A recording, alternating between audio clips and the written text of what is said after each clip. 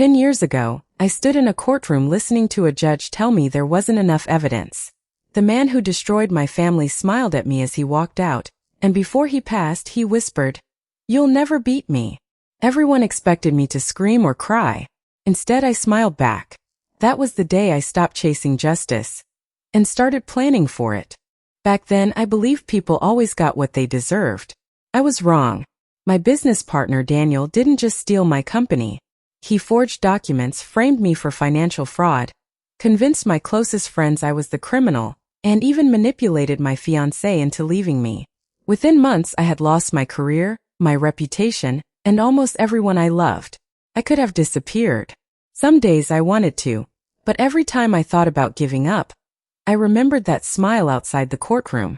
He wasn't just proud of what he'd done. He believed he was untouchable. So I became patient. While everyone assumed I was rebuilding my life, I was actually rebuilding the truth. I worked ordinary jobs, saved every dollar, learned forensic accounting at night, and quietly followed every business Daniel started.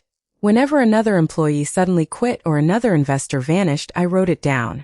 Every lawsuit, every shell company, every fake signature became another piece of a puzzle only I could see.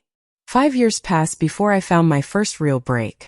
A former accountant contacted me anonymously after discovering old financial records that had never been presented in court.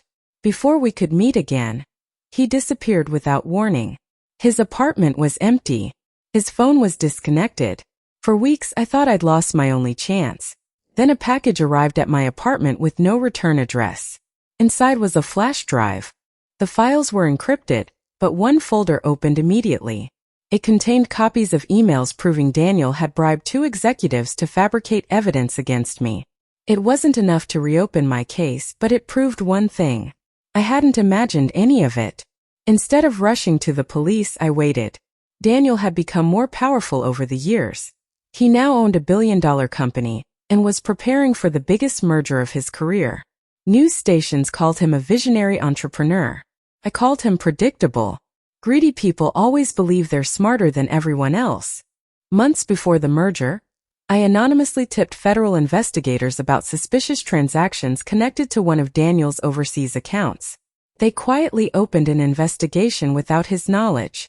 Meanwhile, I reached out to 3 former employees I'd tracked for years. Each thought they were the only victim. They weren't. Together, we had documents, recordings, contracts, and witnesses stretching back an entire decade. Even then, I wasn't finished. The merger day arrived. Cameras flashed as Daniel walked onto the stage, smiling exactly the way he had outside that courtroom 10 years earlier.